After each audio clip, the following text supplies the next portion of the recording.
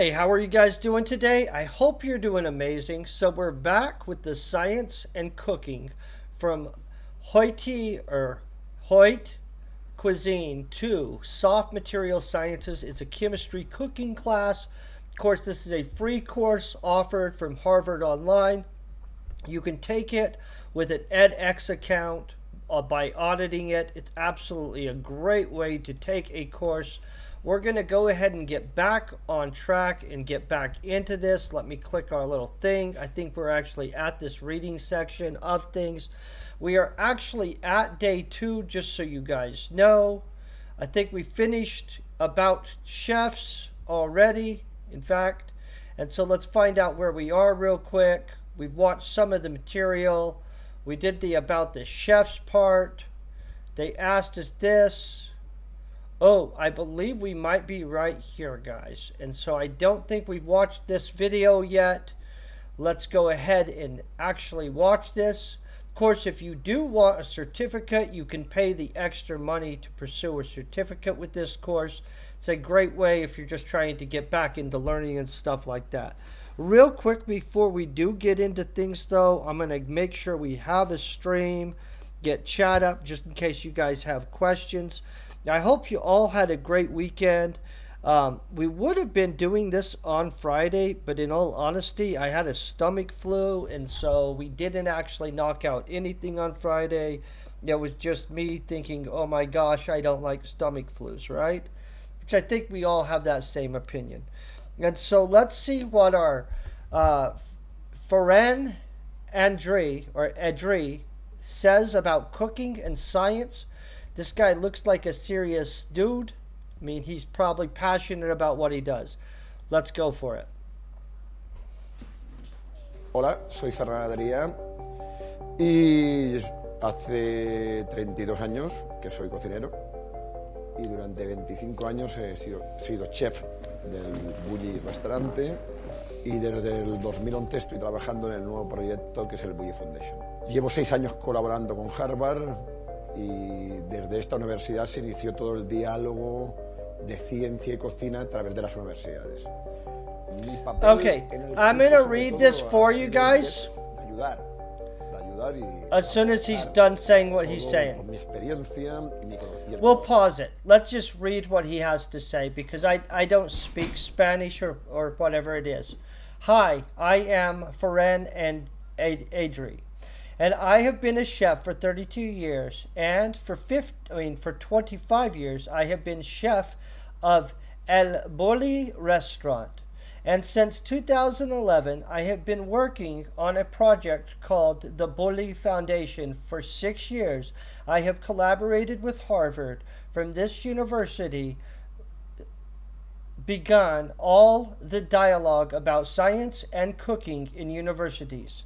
My role in this course, more than anything, has been to help support everything with my experience and knowledge, to help chefs that take the course, to help them find the different types of chefs in the world that are interested in the world of science and have made contributions to the world of science, and that have also spread the word. Because this is important. It's brilliant. I have a philosophy that if you think well, you cook well.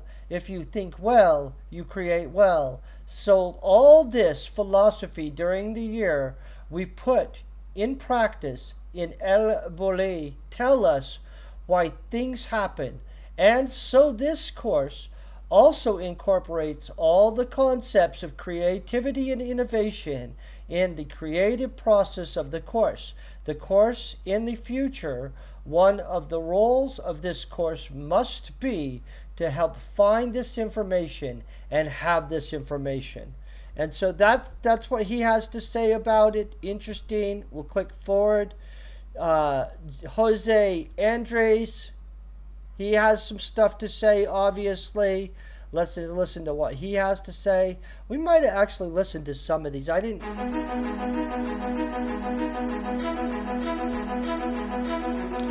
Some hype video right here, guys.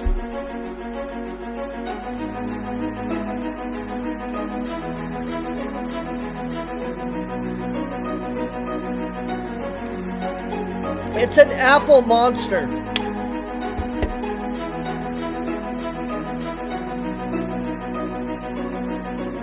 Hello, people of Harvard, people of the world.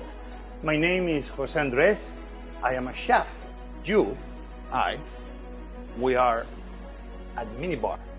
Oh, we Minibar watched is very this. much the heart of everything I do.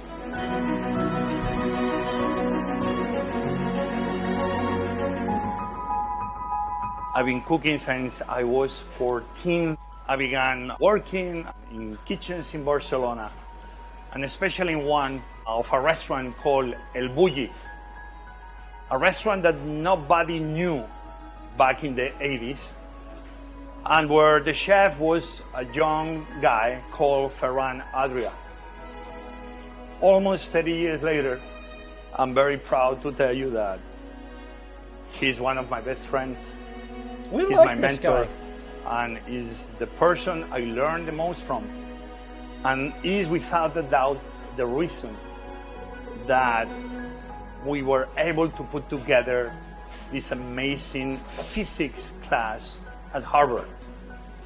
So, just for the record, I am a chef. We are chefs. We cook. We are not trying to be physicists. We are not trying to be scientists. We are only trying to make sure that the culinary world and the science world talk to each other.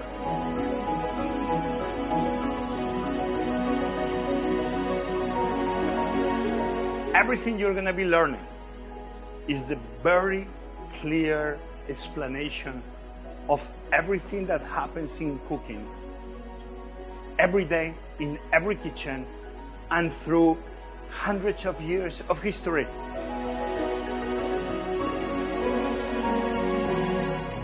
Minibar every night, more than 30 courses, and quite frankly, probably many of the techniques we use here, you've been learning them through the class, and if not, you will.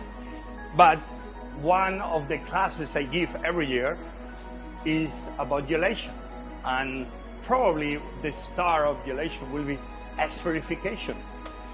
And here we are doing a lot of spheres. But this one is the cooler. Come here. When you're able to do espherification using a beautiful clam and kind of making sure that the natural juice of the clam will remain outside the meat of the clam, this is brilliant. And this is why I'm so happy about this class at Harvard, that for first time, we've been able to take seriously the amazing connection between science and the food we eat. This guy's Before passionate about we were food, you in can the tell. dark. Today, I see light in the horizon. Today, we are far away more prepared. So, see you soon. Hasta pronto. Bye-bye. Okay, so we watched these chef I'm very introductions funny already. because for the few people. So what we're going to do is we're going to get through all of these because I already watched those last session. And so if you're interested in watching them, I'd watch part 1 of this where we watched every one of these different introductions of the different professors and the different cooks. Then we got, actually I don't know if we did watch this guy. This guy looks like somebody we didn't watch. I don't remember him. So we might have got to this guy right here. This is the certificate we could pursue. Let's go ahead and we'll pop this one up. If I'm wrong and we did watch this guy, I apologize. I'm just trying not to double hit some of these guys. See what he has to say. It's obviously only 50. My name is Dan Souza. I'm a senior editor for Cooks Illustrated magazine. Well, we which is did part not of watch America's him. Test Kitchen, located right here in Boston. I got my start in the food industry, cooking simple food in rural Hungary. From there, I attended the Culinary Institute of America, and I've worked in restaurants in Boston and New York. I'm a current cast member of America's Test Kitchen Television and our radio program and podcast. But my daily focus is on recipes. Now, here at America's Test Kitchen, we take a scientific approach to developing the best possible recipes, specifically for home cooks. We're really excited about Harvard X and its incredible ability to reach so many. Our partnership with Harvard is a pretty natural fit. We have the ability to show practical home cooking applications of a lot of the concepts and lessons that they teach. I have no idea why he's tearing meat apart with weights, but go him. He's probably a very interesting dude. Okay, let's listen to Dominique Kren. We don't know who she is either, so this must be the section we didn't get to yet. Oh, what's she going to tell us? Hi, my name is Dominique Kren. I have a restaurant called Atelier Kren in San Francisco. Atelier means workshop, and Kren is my last name, but it's also my dad's last name. I don't know if I will call my restaurant a restaurant. It's a little bit more than that. In 2009, I had an accident that I almost lost my life to, and I kind of woke up in a way that I felt that maybe my life was going really fast. I wanted to open a place that, first of all, it was also an homage to my dad. My dad was a politician, but was also a painter. He taught me a lot about diversity, about art, about community, about bringing people together, and about sharing ideas with others. What I really love at Atelier Kren is not just the space in itself, Oh, I bet the it's also food's the yummy. people that are working with me. It's also important to have a platform and to be able to be inspired and inspire other people, and also to be probably a part of a change. It's not just what's going on in the climate, change. It's also about, the interaction with people and the community, and I want to be a part of it. I often say that food is art. It's also science. It's also a way of thinking. Those are really small portions. Do you guys notice how the fancier a restaurant you go to, the more expensive it is for less? It's okay. It's probably delicious food. So, let's meet another cook. This is Carmi. Oh, I will let her pronounce her own name. I'm not the best name pronouncer, guys. Hola, sóc Carme Rascalleda, cap de cuina del restaurant Sant Pau, a Sant Pol de Mar. És la vila on vaig néixer. Som a la costa del Maresme. Oh shit, I'll read Encara it que to us you. sembli estrany, vaig néixer en una casa de pagès des de les ventalles. I'm pretty sure she's talking Russian. Not sure, but we'll just go along with it. Hello, I am Carmi Rascalleda, the chef at the Saint Paul restaurant located in Saint Paul de Mar, the village where I was born off the coast of Maresme. I have no idea where that is. And although it might seem strange, I grew up in a farmhouse where from the windows you could see the sea. I cooked maybe because my mother is one of those women who always cooked because you have to, not for pleasure. She realized that I enjoyed cooking very much. She always prepared different types of beans, and there was always fresh fish every day. That's what put me in contact with these elements. This was a hostel that, that's correct. This was a hostel that operated every summer. We bought it because it cost the same amount as the work we would have to do at our house. It's not the same to invest on buying real estate compared to remodeling. It threw us into a profession that was completely new for both of us. We even started a team without any experience. Because we wanted to make a special restaurant, what I wanted was to create a restaurant that didn't have a typical restaurant flavor. I wanted it to be clean, to offer the tastes and the immediacy of the food of my childhood. And that was the starting point.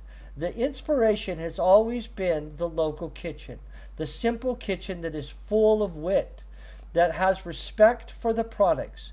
9 years ago, we had an important turn when we inaugurated a new restaurant in the city of Tokyo. There we were able to discover another type of cuisine, very different from our own, but with similar underlying concepts. It's kitchen that also began with the seasonality of the products to polish and the handling while cooking it. So when you put it in your mouth, you experience the spirit of the authentic product. Apart from the inspiration of the Catalan and the Japanese tradition, there was a great deal of free inspiration when we prepared our dishes. For the science of cooking courses, science explains to us what happens while we're cooking. We know a lot of things by intuition because we never cease to observe and investigate, and science explains the why in a tangible way. Okay, boom, we now know. Next person. You guys ready for this next guy? We're going to hope it's in English so we can limit how much random reading I'm doing today. Especially since I'm drinking an energy drink and, we like to My name enjoy is it. Nathan Mirvold, and this is the Cooking Lab, where we've created the Modernist Oh. Cuisine series of books. After retiring from a job at Microsoft as Chief Technology Officer, I had more time on my hands to cook. In fact, that was the main reason I did retire. I took that time and got involved in the modern cooking movement, understood the latest techniques that people were doing, and that led me to create this book, Modernist Cuisine. Oh. The goal behind It's a whole Modernist set, Cuisine guys. was to be a combination of things. It's a book about modern cooking techniques, but we also wanted to cover the history of cooking, the science of cooking, and explain how traditional cooking works so that you could put the modern techniques in the perspective of the way people have cooked for many, many years. So in order to create our books, we need to have a place to do it. Initially, that was my kitchen and garage, but we decided pretty quickly that we needed to build a space where we could really have a laboratory and a team of people working on it. And that's what the Cooking Lab is. Here we have very traditional cooking equipment such as a wood-burning oven, but we also have many high-tech pieces of equipment that are really only found in laboratories. It's this combination, low-tech and high-tech, of traditional and modern, of scientific and gastronomic. That is a allows fancy-ass us to kitchen. do research, understand how cooking works, and come up with both the best possible recipes and techniques and the best ways to explain them. Okay. Good to know, guy. Boy, we got a bunch of guys that are going to be teaching us. This is good. Bill Yosis, let's listen to what he's about to throw down about cooking. My name is Bill Yassis, and I'm the pastry chef at the White House. Oh, I started a career about 30 years ago in cooking and worked in France for many of those years, and then moved to New York, where I worked as a pastry chef at Montrachet and Boulay. And my last job before moving to the White House was at a restaurant called The Dressing Room in Westport, Connecticut. Shortly after that, I was asked by the White House to come to be the pastry chef there, which I That's have a been fancy-ass doing for the last job. 7 years. As the White House pastry chef, one of my roles there is to do research for different guests. And of course, guests come from every walk of life and every country in the world. So we have religious leaders, politicians, philanthropists. Every event has a different theme. The chefs always say cooking and science. The scientists say science and cooking. As a chef, I've learned so much about cooking from the physics department here at Harvard.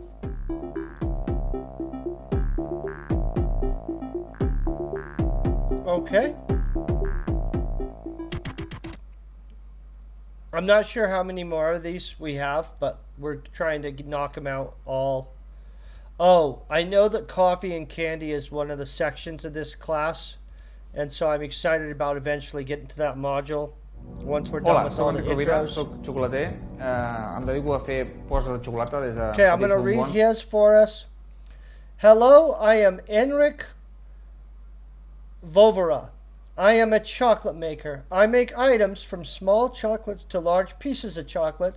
Our company, Enric Vovera, is in Casabel el Veller.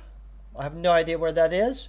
We began in 1993. At the time, we were working there with 20 people in a kitchen of about 800 square meters. We are about 500 kilometers outside of Barcelona, almost in Maressa. No idea where that is either, but I know where Barcelona is. Close to the mountains of Montserrat. I began working in 1993, or in 93. My father was a chocolate maker, and I began at his bakery in Barcelona. And since 93, here in Castellbell el Velar, I have no idea. We create many types of chocolate and try to look for new flavors and designs. The world of chocolate from its beginning, we begin with the new innovations, nougat in different forms, that broke the rules of the day. In the past, we have also made very emblematic work for Barcelona as well. We wanted to make our mark on our city, chocolatiers of Barcelona. We made chocolate bars inspired by the city's sidewalks, based on Gaudi, I have no idea how to pronounce that, Peog I Cadefelch. That was my attempt, guys. Other elements like the Trenchidis, no idea what that is, that you can see in modernist spaces. I'm going to go along with that. Designed by Gaudi or other artists of that period.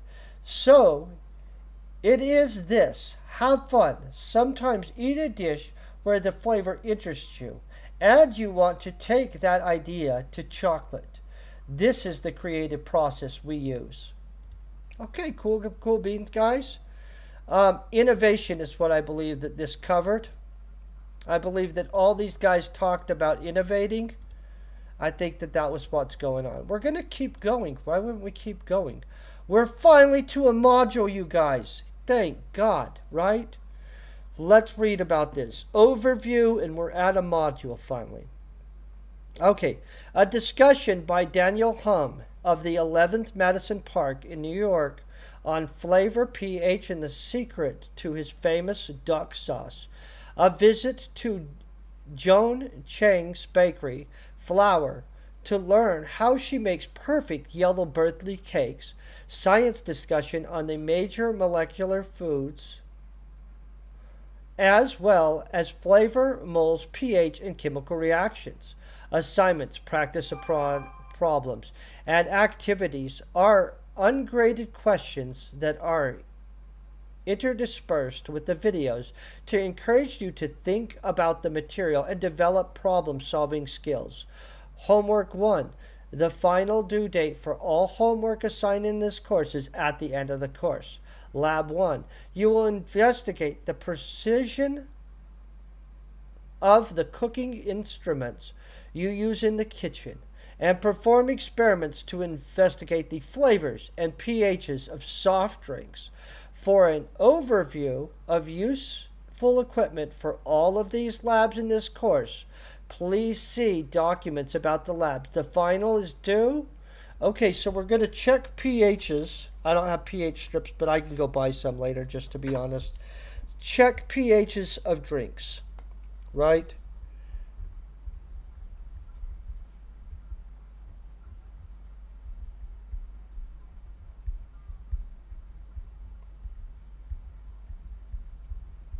Oh, I like that. I could do that. I'm sure a lot of it varies greatly. For an we already did that. The final is due for all lab assignments in this course is at the end of the course. You can purchase the faculty's book, Science of Cooking, or Harold's book on food and cooking to use as a supplemental source for this course. We will list the suggested readings from these books for each lesson. Science of Cooking, Chapter 1, Chapter 2. From On Food and Cooking, the introduction, which is page 1 through 7, 4 basic food molecules. We'll look up what the 4 basic food molecules are.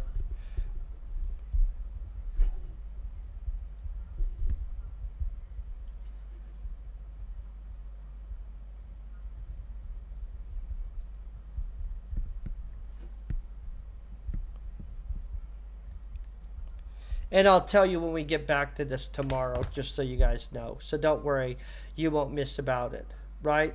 Extra chef materials. Hear about Farah Adri developed the spherification technique, okay? And we'll look into the spherification technique.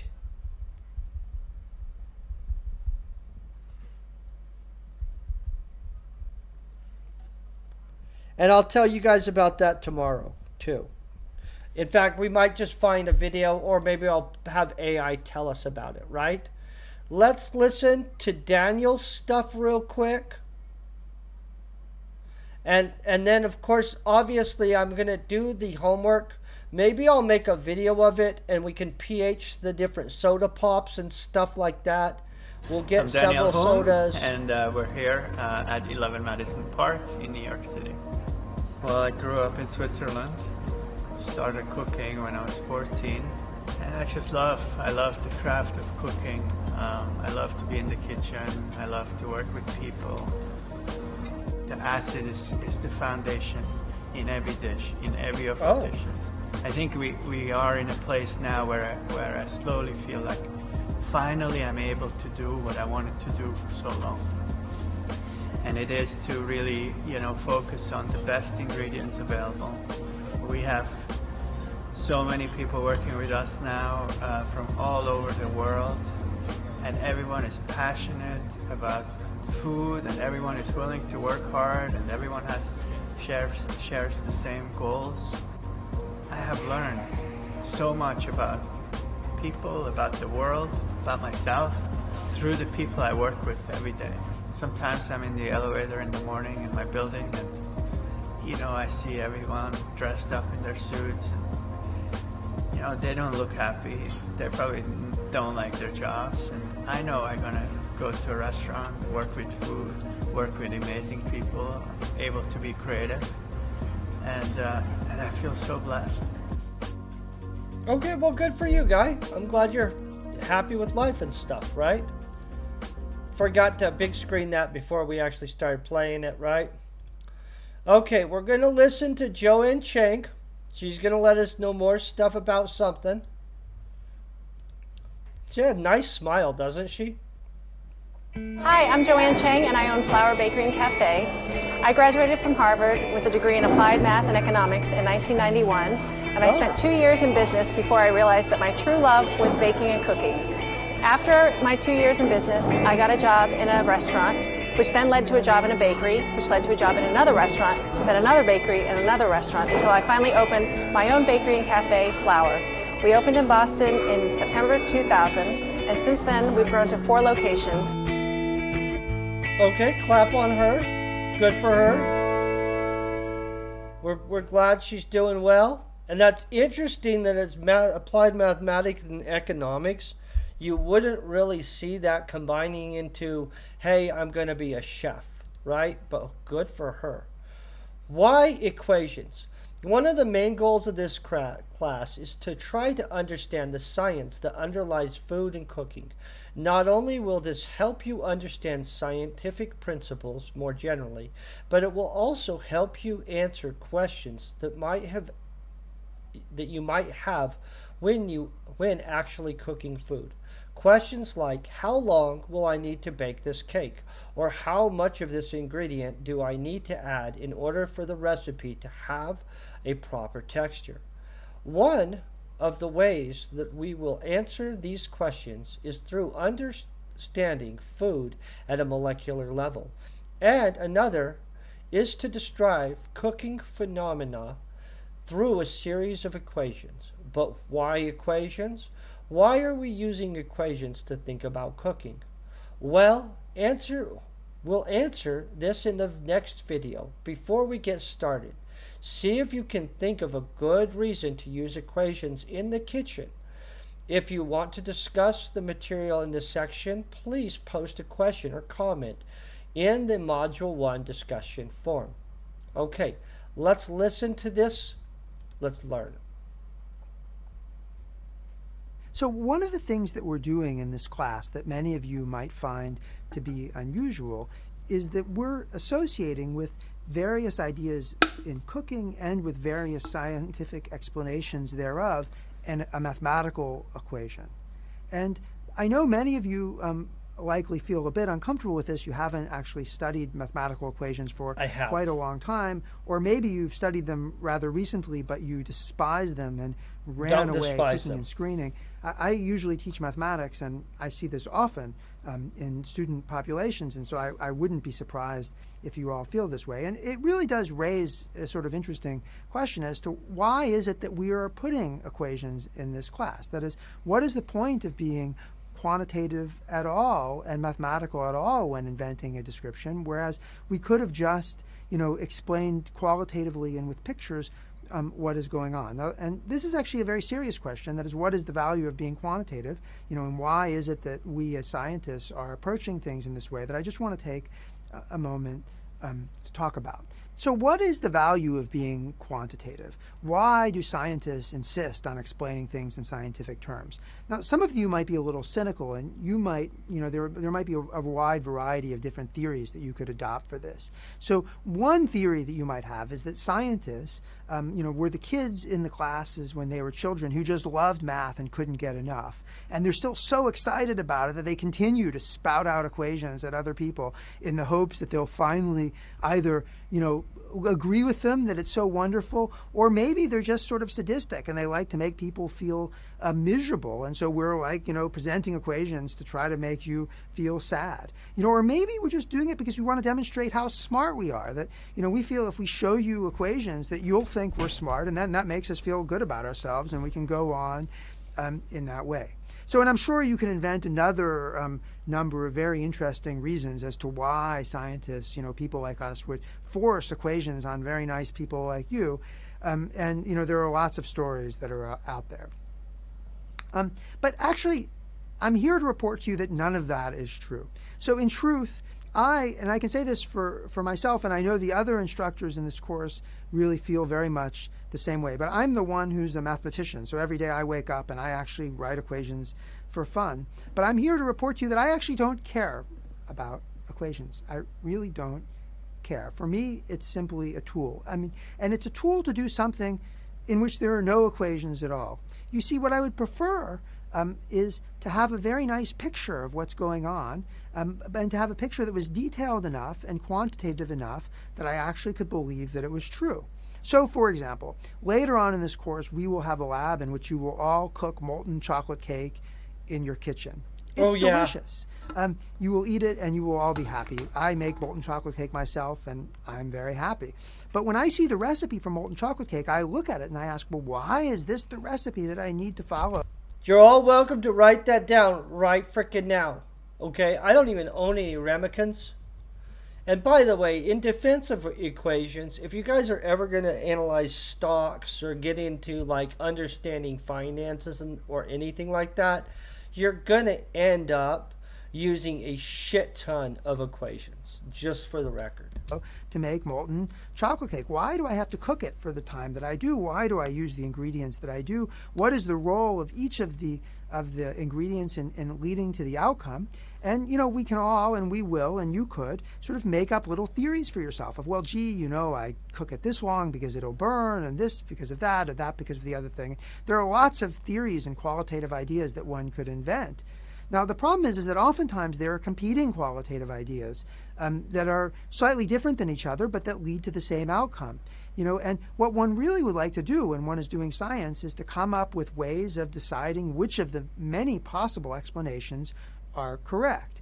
And in fact, that is the reason that we make effort to be quantitative, as exemplified by mathematical equations. It's not because we care about quantification as such. It's because what we really want to do is to be qualitative, but that the best way to be qualitative is to become a bit quantitative, to try to understand how well the qualitative explanations work, and then to use the quantitative framework to try to make our qualitative explanations better. And that is at the heart of our of our equation mongering, if you will, in this class.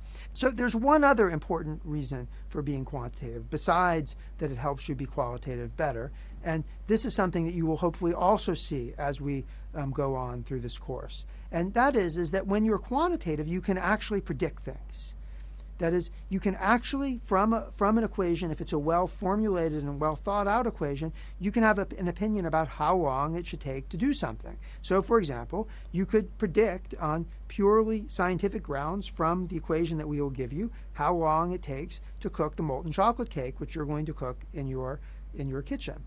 You then, the next month, might be having a dinner party, and you might be cooking lasagna for your friends, and maybe you will do something like use a pan that is much larger than the pan that the recipe calls for, and you will wonder, gee, how long should I cook it for? Well, it turns out the same, if you know the equation and you understand the concept, you can apply the same equation to calculate the cooking time for lasagnas of different shapes. You can sort of estimate how much heat that it takes in order to cook an egg. You can figure out how much stuff, how many ground strawberries that you should put into your milkshake for it to flow in the way that you want and for it to have the mouth texture that you need. You can figure out how cold to make your Jell-O for it to basically feel exactly the right way in your mouth, and so on and so forth. That is, if you actually understand how to think quantitatively, many aspects of cooking and of recipes, both recipes that you read and recipes that you might try to invent, become clear. I'm going to be honest, I have never thought about how cold do I need Jell-O to be the perfect mouth texture or mouth feel. And the connections between things that on their surface seem to be very disparate start to become clear. So, for example, we will explain to you that the process of spherification is in a very fundamental way very similar to the process of heat transfer. We will explain to you that the fact that you're all going to demonstrate in your own kitchens this week that a cup of flour doesn't always have the same weight. If you weigh a cup of flour 5 times, you can get 5 wildly different weights. That fact happens to be related in a really rather fundamental way to the making of whipped cream, which is a sort of solid-like emulsion. And these connections come about by thinking in quantitative and even in mathematical terms. And since that's really the essence of what we're trying to do here, that is to explain fundamentally why the cooking materials behave as they do when you cook them, then this has to be a part of our mission. And I hope that even if you, as we're going through this course, become a little frustrated with us for continuing to, ply you with equations, that you will nonetheless humor us and try to understand why we're presenting them to you and what concepts they're trying to portray. I'm going to be honest to you guys. I was not even thinking that different cups of flour were different weights. Of course, we're attempting to only do about 30 minutes of this course per time. And so tomorrow we'll pick up where we left off. And that's if we don't do the experiment tomorrow. And if I do, of course, it won't be live streamed, but I'll upload a video likely in which we pH this stuff. Honestly, I could probably get a video where we pH some soda pops, and we're also capable of doing this tomorrow also. We'll find that out though. That sounds kind of interesting to do anyway. So I do want to thank you guys for hanging out for day 2 of this cooking course. Of course, we'll continue on. It should be a lot of fun as we push forward through this course. I'll be back tomorrow. I'm feeling pretty good, and so I think we'll be knocking this out pretty fast. And thank you guys for hanging out. Thank you for being epic. Peace and very best wishes.